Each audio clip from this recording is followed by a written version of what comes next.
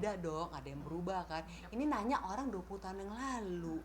Dan kita juga bukan yang tipe yang sering komunikasi. Jadi kalau ditanya Didi orangnya sekarang seperti apa, ya gue nggak bisa jawab ya Mbak ya. Gitu. Tapi komunikasi gimana sejak kapan Kak?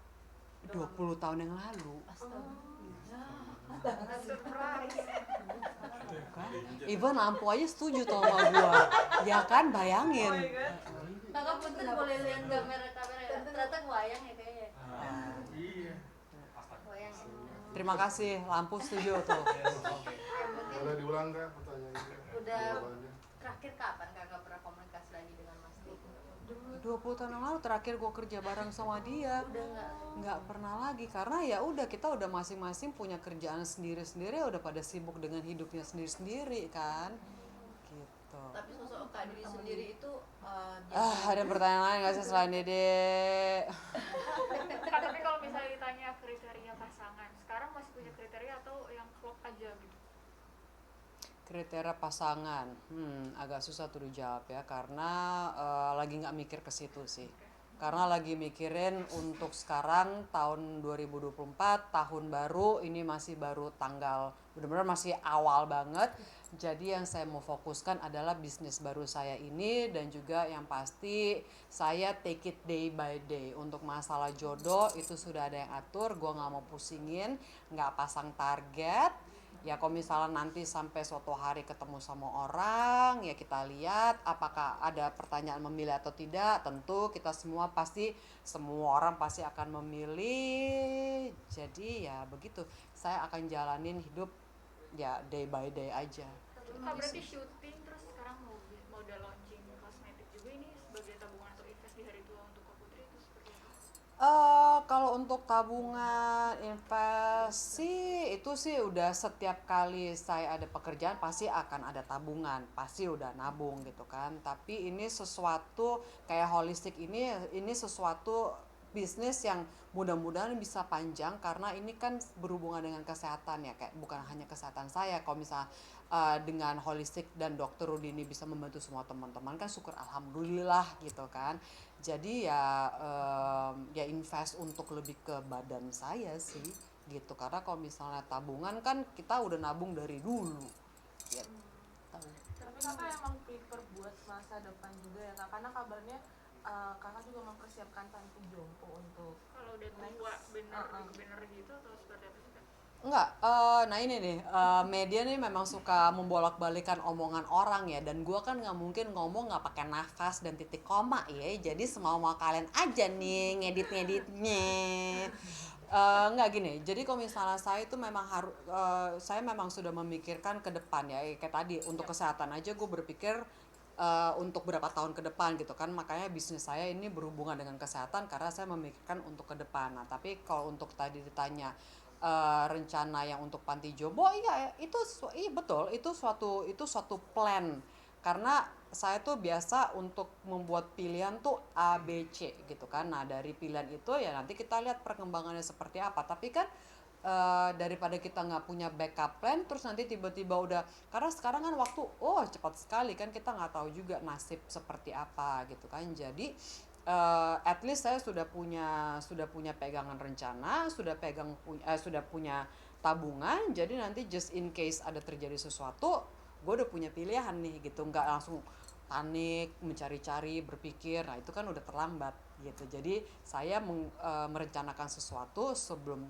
terlambat, karena terlambat udah ada penyesalan buat apa gitu. Berarti panti jompo itu plan aja ya? Itu plan, backup plan, iya. Jadi bukan gue pengen masuk karena ya, tapi kalau misal memang harus masuk juga ya, kita hidup kan kita jalanin semua kan rencana big boss, ya kan. Kita kan nggak tahu nanti ujungnya bagaimana, kita sebagai manusia hanya bisa bikin plan aja gitu. Nanti ya ujung-ujungnya perjalanan hidup kan mengalir ya, nanti kan kita juga nggak tahu, even besok, even 1 jam kemudian apa yang terjadi sama kita kan kita nggak tahu gitu. Jadi ya itu sih, saya bikin plan untuk masa depan gitu. Tapi rencananya mau di Indonesia atau di luar negeri kak? Karena kan yang kita tahu image ya. panti jompo di Indonesia itu kan kayak masih masih agak tabu atau agak gimana lah gitu. Nah itu dia, di sini saya juga mau ngomong ini juga untuk masalah panti jompo karena tadi betul itu memang sesuatu yang tabu dan image-nya kayaknya nggak bagus gitu kan. Tapi kan sebenarnya udah banyak tuh kalau nggak salah ada yang disentul yang bagus gitu kan. Nah nggak perlu luar negeri lah. Memang kalau misalnya di lokal ada yang bagus ya kenapa tidak. Dan mungkin dengan gue ngomong seperti ini orang menjadi lebih aware dengan panti jompo dan mungkin malah jadi dibikin lebih bagus lebih banyak.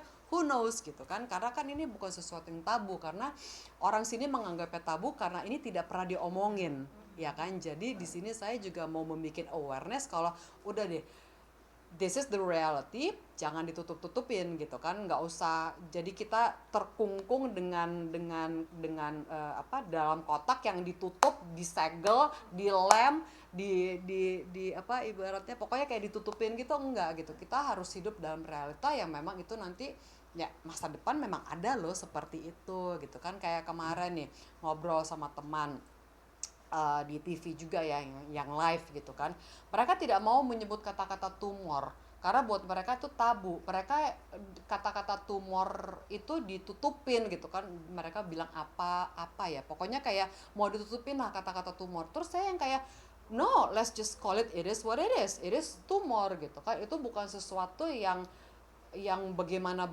banget yang kayak enggak lah, jangan lah, maksudnya kayak justru hal-hal seperti itu yang membuat orang-orang jadi oh tumor, oh panti jompo. No, nggak semua seperti itu. Karena dengan tumor itu jelas gue bukti hidup kalau gue nih tumor yang jinak. Nggak semua tumor jelek, nggak semua tumor berbahaya gitu ceritanya. Untuk mama sendiri gimana kak, mungkin melihat kabar-kabar kayak gitu, backup dari kakak sendiri, responnya seperti apa? Oh, mak gue mah udah biasa sama semua si mama sih udah biasa ya karena ya itu saya memang dari muda sih udah mempunyai kayak backup gitu kan. Dan mama juga ya siap nggak siap, yang tadinya dia nggak siap sampai akhirnya dia menyiapkan diri karena dia sudah, ya itu saya membiasakan si mama untuk ini worst case scenario loh ya, kita nggak bisa hidup di dunia La La Land yang berpikir kayak semua dunia isinya rainbow and unicorn and hearts and all pink Barbie world whatever. Enggak,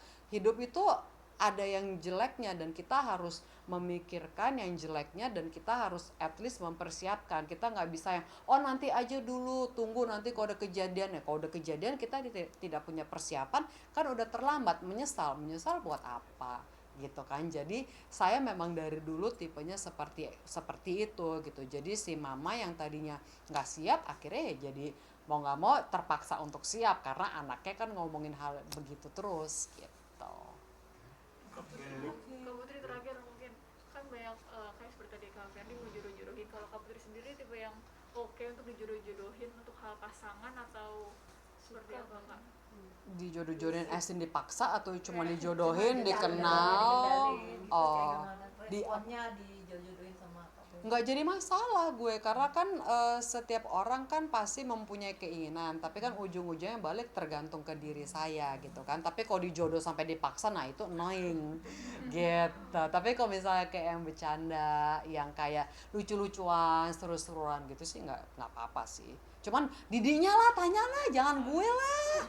Orang udah bosen nanya sama gue kan ya. tapi abis itu ada terjalin komunikasi gak sih Kak abis Nggak kemarin ada karena Belum ya, Kak? karena di itu kan dia kalau nggak salah lagi sibuk di politik ya kalau nggak salah itu, setahu saya sih itu. Jadi mungkin dia mau fokus di situ dulu, jangan sampai fokusnya cabang kemana-mana, mungkin gitu kali ya.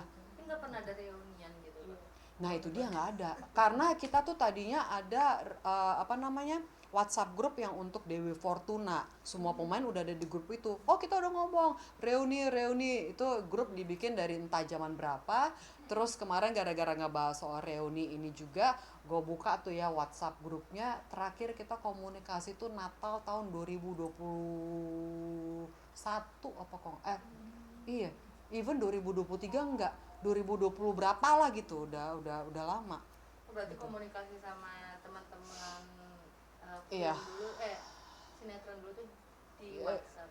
Di WhatsApp, Di grup ya Kak. di grup ada kita grup khusus gitu. Kak Didi sendiri sering gitu, sering kayak balas-balas juga Waktu yang enggak sih, karena grup itu juga nggak aktif. Itu terakhir grup itu ada tuh di Desember 2000 berapa ya? 2021 apa kalau nggak salah, udah lama. Emang nggak aktif grup itu. Berarti nggak berteman juga sama Kak Didi di medsos, di sosmed gitu, di WA atau di IG kan gitu dari kamu? Enggak sih, enggak. Bener-bener kita udah masing-masing punya kehidupannya sendiri gitu.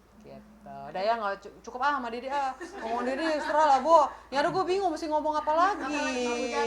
lagi jaga perasaan cowok nih kayak apa? Ini lagi. Rasanya agak Setelah lah, Bo. Tapi kan Dah, dari- tuh udah oke tuh. Udah oke, kaset udah habis. Habis. Memori kan bukan. Iya, gue masih orang zaman dulu. Ya kan? Dah, thank you. Aku yang itu ya bawa buah. Oh iya, boleh. Ya. Audio Jungle.